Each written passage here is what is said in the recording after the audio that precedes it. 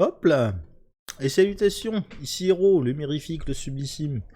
Je voulais causer vite fait, il y a une annonce qui est passée là récemment. Disney a obtenu les droits pour, l'œuvre complète qu'on appelle le cycle de l'héritage. Mais donc Eragon. T'as certainement vu le film nullissime qui est sorti quand on était jeune. Hein. Je sais pas exactement quand c'était, mais je sais que moi j'ai eu mon bac en 2011. Pendant mon année du bac sortait le troisième tome, c'est ça. Ah non, attends, le troisième ou le quatrième, je sais plus. Peut-être le quatrième plutôt. Mais ouais, non, non, comment dire. Oui, donc t'as dû voir le film Nul à chier. Enfin, Nul à chier. Le film se tient, mais il est pas exceptionnel. Et c'est une adaptation au ras des pâquerettes d'une série de bouquins qui est déjà pas oufissime. Donc bon. Que j'aime énormément. Hein. Comme je te dis, moi j'ai les 4 bouquins, je les ai dévorés quand j'étais ado.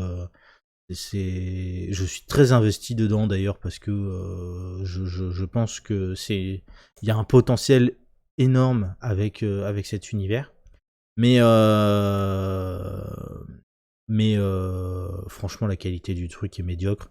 Le fait que ça a été écrit par un adolescent dont l'essentiel du talent tient au fait que son père tenait la maison d'édition, ça se ressent en fait dans l'écriture.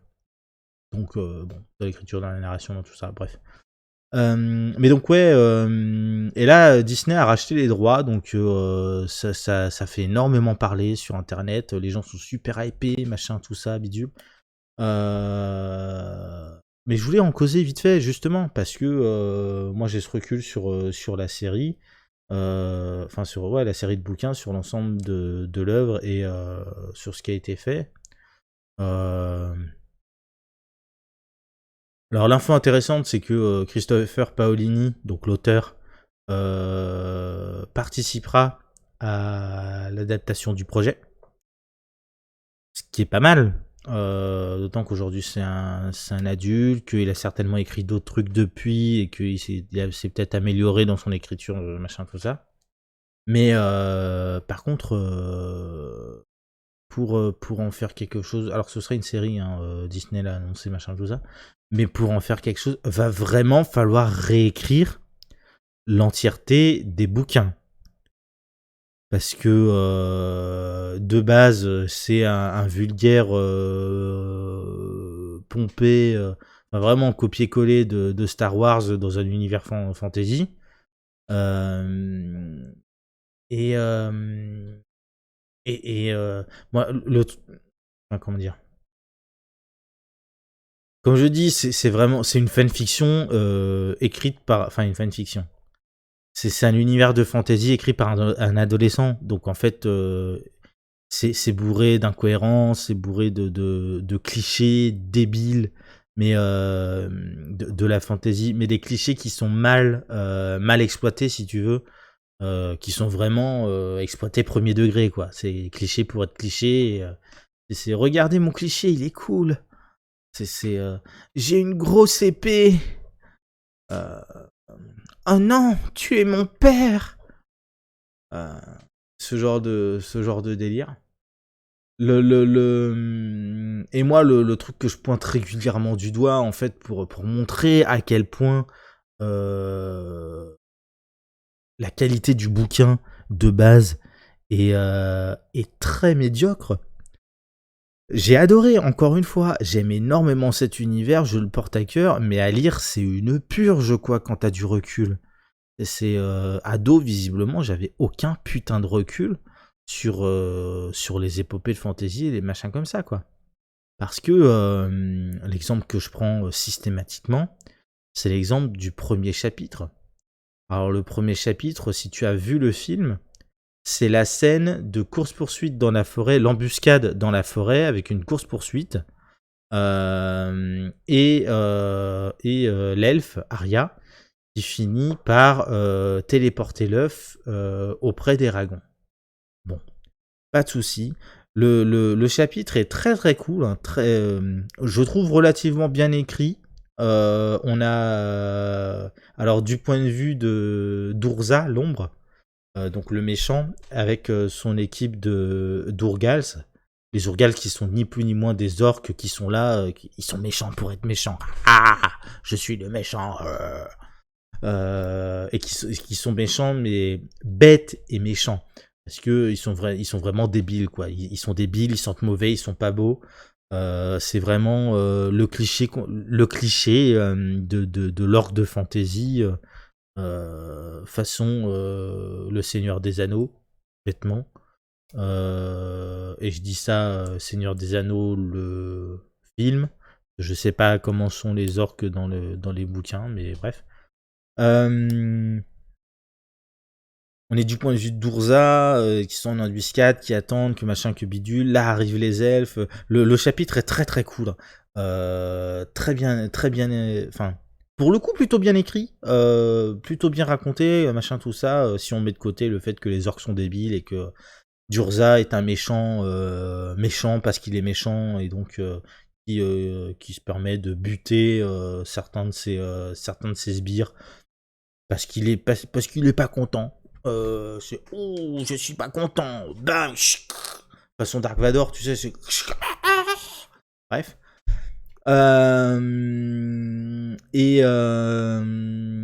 Pareil, je pense que c'est repompé directement de Dark Vador, hein, le coup de qui chope, je crois je sais plus si lui il le transperce avec son épée ou si juste il le chope à la gorge, il l'étrangle. Mais voilà, il se permet de brûler une partie conséquente de la forêt pour empêcher les elfes de se barrer.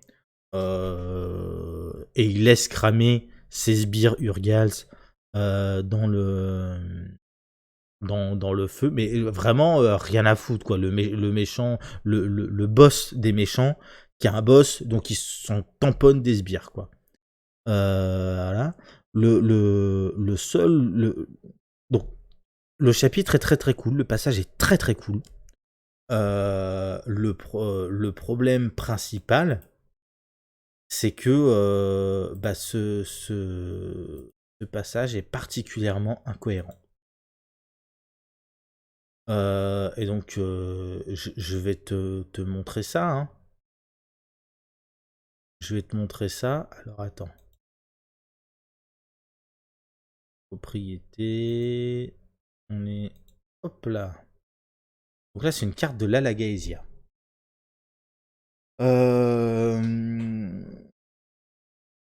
Donc, ouais, et donc, je termine vite fait, mais concrètement, le chapitre est incohérent pour une raison assez évidente, c'est que à la fin, Arya, l'elfe, TP l'œuf. Alors, si tu regardes la map, donc tu vois toute la partie nord est couverte par une forêt. Est-ce qu'on peut zoomer? On va pas zoomer. Ok, bon, bref. Couvert par une forêt. Donc la forêt s'appelle la Doe-Welden-Varden. Bon, si tu veux. Donc Welden, ça doit être lié, ça doit être proche de l'allemand pour wood, là, enfin le bois ou quelque chose comme ça. Et Varden pour gardien. Sachant que les Varden sont le nom de la faction rebelle qui habite au sud, pardon, dans les montagnes du Béor, montagne des Béors.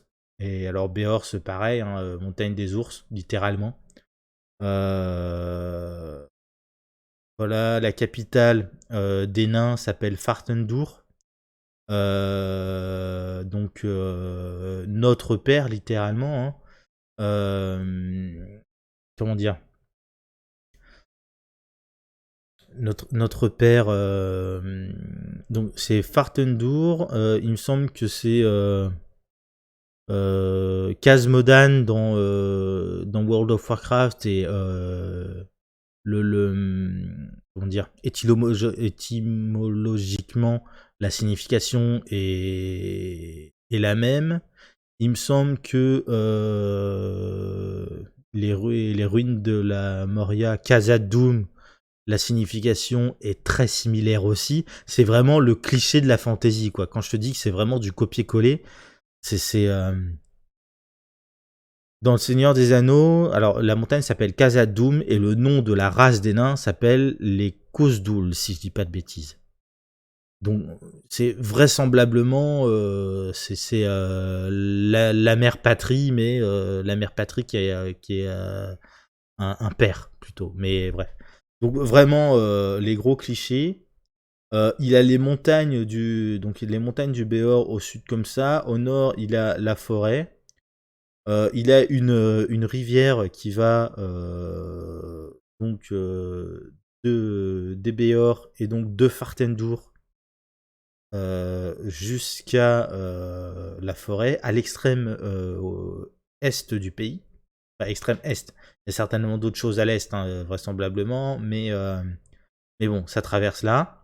Il y a le désert du Hadarak, qui est complètement Ardarak. C'est Ardarak, ouais, d'accord. Donc hard rock. Non mais sérieusement, quoi. Le désert du Hadarak qui est au milieu. Alors le désert, pour moi, il fait pas particulièrement sens d'être placé là, entre les montagnes et la forêt. Et en même temps, je me dis que avec les montagnes du Béor qui sont connues pour être extrêmement élevées, elles sont tellement élevées que on n'y voit pas le ciel, si tu veux. Elles montent au-dessus des nuages, ces montagnes-là. Mais donc, le vent ne puisse pas venir du sud, ça me paraît cohérent.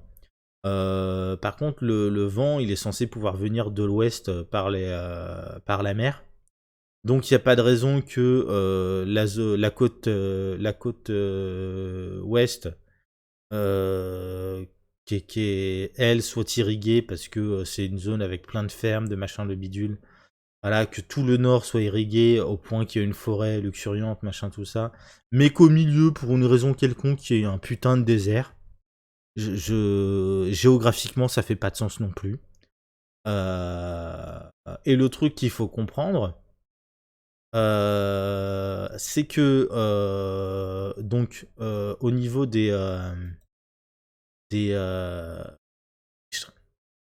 elfes, la capitale c'est Elesmera qui se trouve là où tu vois ma souris. Hop là.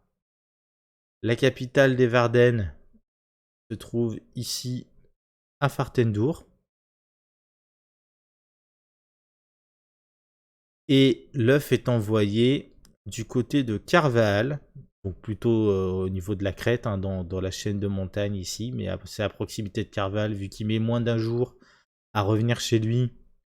Vraisemblablement, il est dans les parages ici. Et alors, tu dis, mais où est l'incohérence? Eh ben, c'est pas très compliqué. Arya et ses deux compagnons elfes là, elle trimballe l'œuf avec elle. Et qu'est-ce qu'elle fait avec cet œuf là? Eh ben, elle est en mission en gros, c'est une mission d'escorte si tu veux. Elle transporte l'œuf d'Elesmera à Fartendur. Et pour une raison quelconque, pour une raison quelconque, non, le chemin cohérent, logique, étant donné que toute la partie est là du désert, elle est contrôlée par l'Empire contre lequel sont alliés les elfes, qui a un royaume elfique, et les Varden. Très concrètement, il n'y a aucune raison de passer par là. Donc partant d'Elesmera, il n'y a pas de raison qu'elle aille vers Carval. Là-dessus, on est d'accord. Le chemin logique étant donc de traverser le royaume elfique où tu sais que tu seras protégé, de rejoindre ici le petit lac qui s'appelle l'Ardwen et de suivre donc la rivière, le Rio Gaena, le lac Eldor, et ensuite de suivre la rivière ici pour remonter ensuite ici et revenir à Fertendour. Donc vraiment littéralement, hein, faire ce truc-là, ce trajet-là. On va pas traverser le désert c'est débile, tu vas pas passer à l'est, machin, tout ça. Donc logiquement, son trajet la rapproche pas particulièrement de Carval. Et en bordure de forêt, donc en bordure de forêt, si elle a bien joué son coup, soit c'est ici, soit c'est plus au sud, ici. Mais dans les deux cas, elle est au bord du royaume elfique, elle est par là. Elle va téléporter l'œuf à proximité d'un personnage que je vais pas spoiler, hein, mais d'un personnage, en gros, quelqu'un qui est digne de confiance, ici. Donc en Crète, à l'extrême nord-est du territoire, alors qu'elle est juste à côté de la capitale Varden. Ça fait aucun putain de sens. Elle peut téléporter. Déjà, elle peut téléporter l'œuf. Alors tu dis, ok, s'il y a des limitations de distance, on peut expliquer qu'elle ait besoin de le trimballer en personne avec une escorte, de machin, de bidule. Pourquoi pas? Mais si elle peut TP l'œuf de là jusqu'à l'autre bout ici, elle peut pas le téléporter de Elesmera ou même directement de là en bordure de forêt. Elle reste dans le royaume elfique où elle est safe, le machin, tout ça. De là à là, c'est tellement plus rapide, c'est tellement plus court. Dans quel putain d'univers elle va téléporter ça à travers la moitié du pays? Et si c'est pas une question de téléportation, de machin, de bidule, voilà, et que en fait elle était beaucoup plus proche de Carval, dans quel putain d'univers pour aller là du centre nord, enfin, centre nord au sud-est, tu passes par le nord-ouest pour retraverser ensuite tout l'ouest, redescendre et revenir ici par le sud. Dans quel putain d'univers? Il n'y a aucune menace là à droite, à l'est. C'est quoi le bordel? Donc il n'y a aucune raison qu'elles soient en bordure de forêt ici à l'ouest d'Elesmera. Et donc voilà, et ça c'est le premier chapitre du premier bouquin. Donc quand je te dis qu'il y a absolument tout à réécrire, il y a vraiment tout à réécrire. Voilà. Et pareil, Eragon, en termes de trajet, il va pas traverser vers la forêt des elfes en traversant donc la forêt elfique pour machiner ça, sachant qu'Eragon il voyage avec Braum, qui est Braum en fait le personnage de confiance, hein, qui lui connaît les Varden et leurs alliés. Donc en fait tu pourrais dire bah voilà, tu pars de Carval, tu vas à ce nom où ils vont d'ailleurs, si je dis pas de bêtises. Si je dis pas de bêtises, ils vont jusqu'à ce nom. Mais après, ils redescendent vers. Ils passent à Yasuak, ils passent à Daret. Ils font ils passent à Daret, ils continuent ensuite jusqu'à Terme, si je dis pas de bêtises. Donc ils longent tout le machin, ils vont jusqu'à Terme. À Terme, ils vont voir. Ils vont voir un type. Je me souviens plus pourquoi faire, machin, tout ça. Ensuite, ils reviennent vers. Ils redescendent tout ça. Ils vont jusqu'à Drasleona. Non. Attends, comment ça se passe ça? Si, ils vont jusqu'à Drasleona. Où il se passe des choses particulières. Drasleona qui est juste à côté d'Urbaen, donc la capitale de l'Empire. Sachant qu'Eragon, il est recherché, hein. C'est un dragonnier. L'empereur Galbatorix, s'il veut se débarrasser de des dragons et tout ça. Puis pareil, Galbatorix, quoi. C'est vraiment Vercingétorix, machin, tout ça. Enfin, vraiment les clichés de la fantasy. Le royaume du Sud, qui est indépendant de l'Empire, s'appelle le Sourda. Des débilités, mais... Drasleona est une ville avec un culte religieux chelou, machin, tout ça, et la ville se tient à l'ombre d'une montagne qui s'appelle le Helgrind.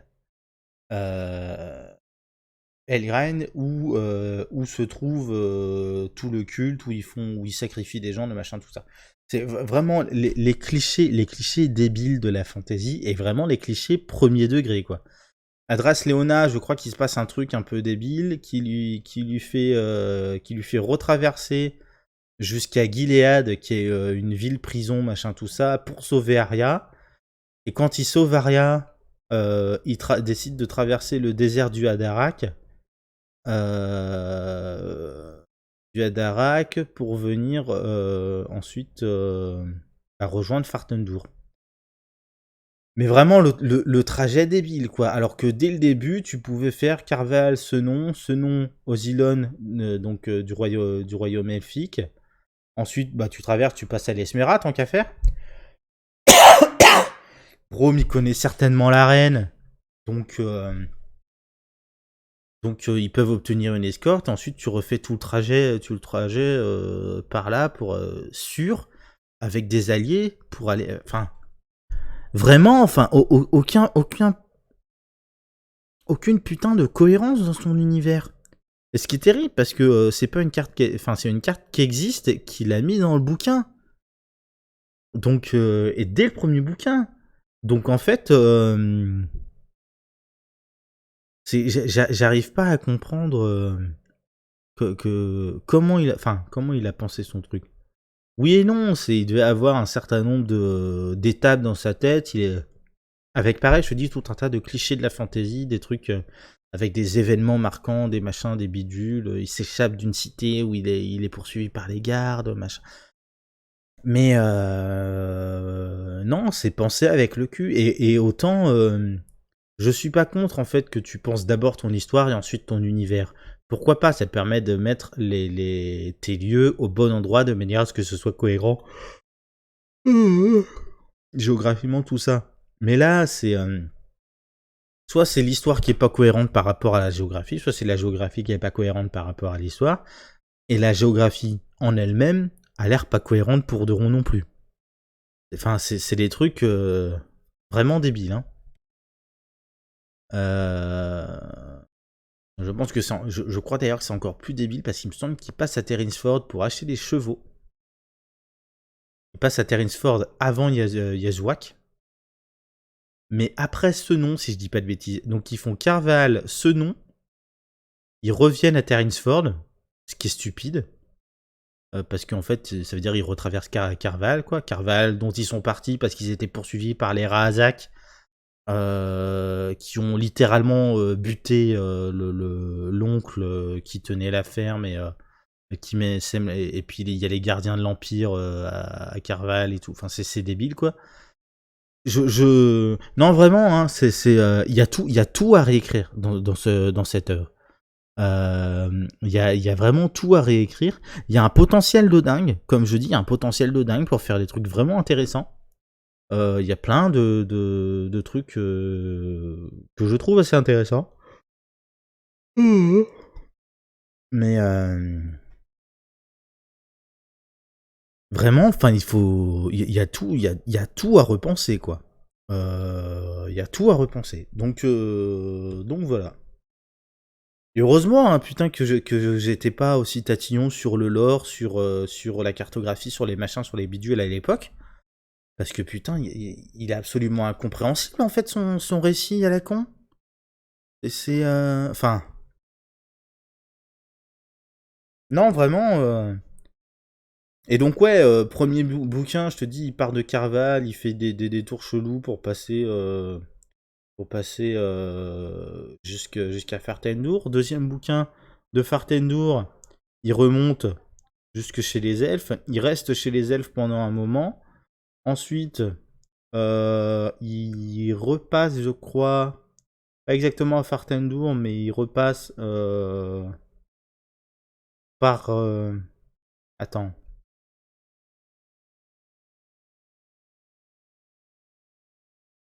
j'ai un doute.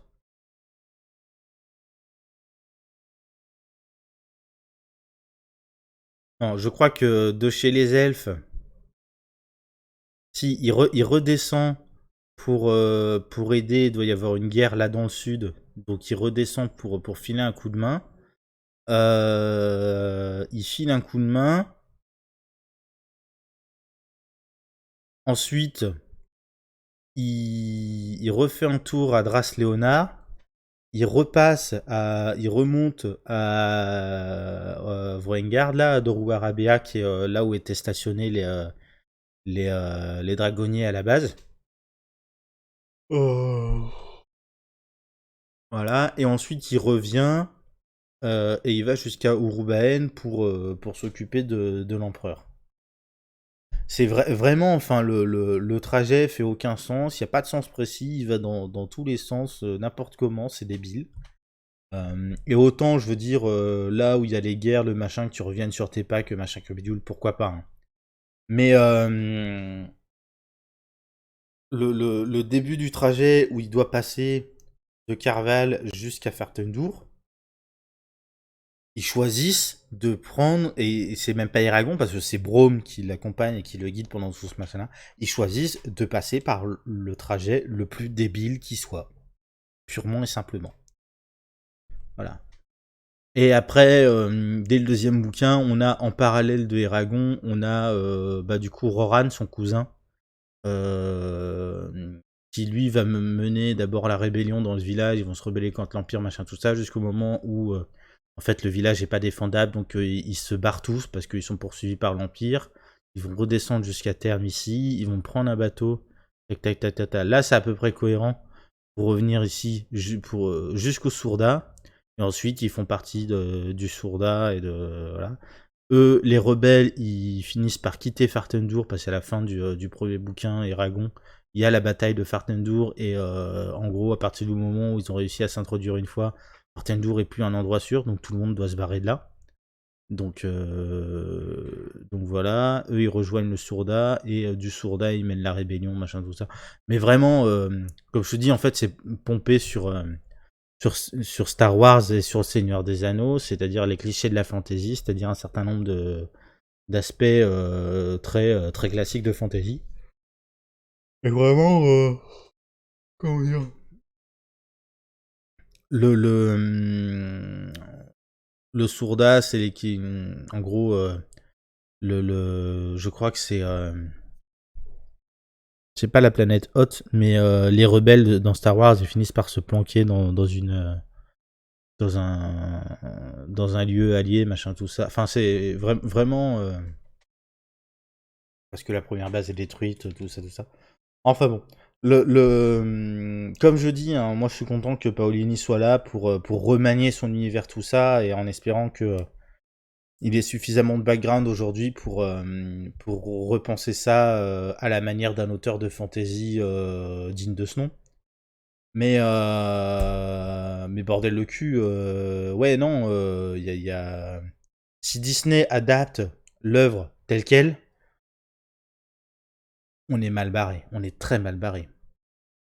Autant que je te dis, dans le premier bouquin, il y a tout le trajet, le trajet est débile, machin, tout ça, mais le premier tiers du bouquin, c'est Eragon à la campagne, entre le moment où il a trouvé l'œuf et le moment où Saphira atteint un âge, disons, dragon jeune adulte qui peut porter Eragon sur son dos.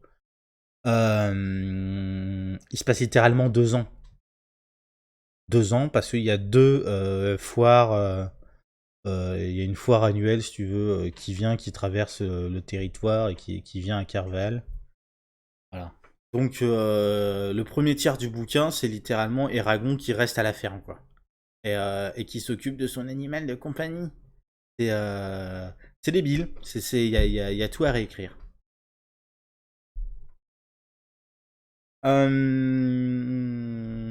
Voilà, voilà. On va terminer là-dessus. Je pensais pas faire une demi-heure là-dessus, tu vois.